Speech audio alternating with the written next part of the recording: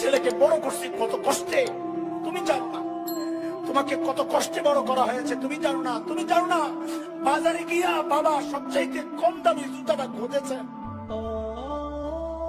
তুমি জানো না সবচাইতে কম দামি কাপড়টা খুঁজেছে। অসুস্থ ছিলেন, চিকিৎসা করার নাই, তুমি জানো না কেন? টাকা বাঁচাইয়া কবরে নিবে না, আরে পুরা কপাল তোর সুখের জন্য। খবর নিয়ে দেখ, ঘরে একটা ভালো খাবার তৈরি হইলে কোনদিন তোর মুখে না দিয়া খান নাই। খবর নিয়ে দেখ।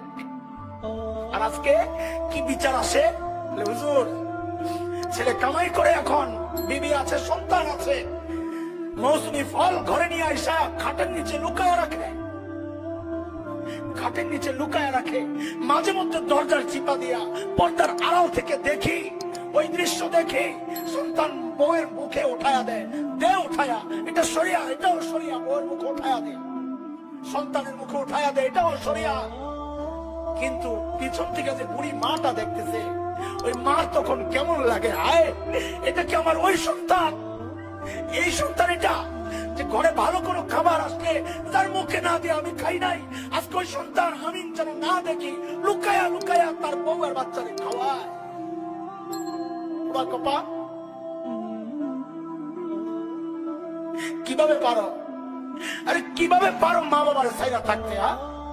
কিভাবে পারো?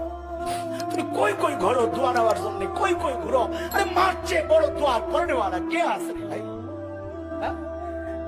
দুনিয়ায় এমন কোন ফতোয়া আছে? মুফতি সাহেবদেরকে জিজ্ঞেস করো। এমন কোন হাদিস আছে যে পীর সাহেব অসন্তুষ্ট তো তুই জাহান্নামী, পীর সাহেব সন্তুষ্ট তুই জান্নাতি, শ্বশুর সন্তুষ্ট তুই জান্নাতি, শ্বশুর শাশুড়ি অসন্তুষ্ট তুই জাহান্নামী, বিবি অসন্তুষ্ট তুই জাহান্নামী?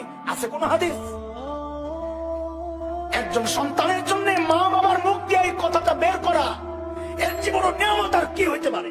আলহামদুলিল্লাহ, আলহামদুলিল্লাহ, আলহামদুলিল্লাহ, আল্লাহ শুকর, আল্লাহ শুকর, আমার বাবার মুখ দিয়ে এই কথা বের করেছেন আল্লাহ, আমার মায়ের মুখ দিয়ে এই কথা আল্লাহ বের করেছেন, আলহামদুলিল্লাহ। আমার বাবা আমার চাচাকে বলেছেন, আমার এই হাসানের দায় আমি পরিশোধ করতে পারবো না। আমার বাবা বলেছেন, আমার মা বলেছেন আমার বোনদের কাছে, আপনজনের কাছে, যে আমার ছেলের দায় আমি দিতে পারবো না, দেওয়া লাগবে না, যথেষ্ট, এটাই আমার সম্বল মালিকের সামনে। এরে ভাই, মা বাবা কি জিনিস বুঝবা না, বুঝবা না, চলে গেলে বুঝবা। বিশেষ করে মা ওর আজীব এক চরিত্র। মাহফিল শেষে যখন ঘরে ফিরতাম,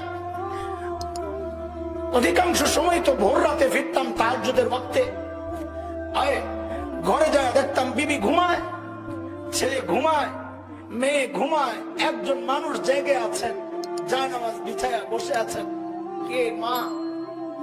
বাবাকে হারাইছি বহুদিন আগে, তখন ঘর থেকে বের হই না বেশি, আরো 13 বছর প্রায়। জায়নামাজে বসা, জিজ্ঞেস করতাম মা ঘুম আসে না, ঘুমান না? কি জবাব দিতেন? আয় মা কি জবাব দিতেন? মা জবাব দিতেন, বাবারে যতক্ষণ বাহিরে থাকো ঘুম তো আসে না। এর নাম মা। হাতে পায়ে ধরে নিজের দুনিয়া বরবাদ করো না, হাতে পায়ে ধরে নিজের জান্নাত আখিরাত বরবাদ করো না, করো না। নিজের জান্নাত বানাও।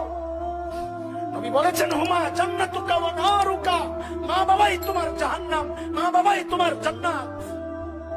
মা বাবা খুশি, ঈমান ঠিক আছে তো আল্লাহ জান্নাত দিবেন। মা বাবা নারাজ, ঈমান ঠিক থাকলেও আমল থাকলেও জাহান্নাম। নবী বলেছেন। সুযোগ কই পাইবা বলো? হারায় গেলে সুযোগ কই পাইবা? দোয়া নাও, দোয়া নাও।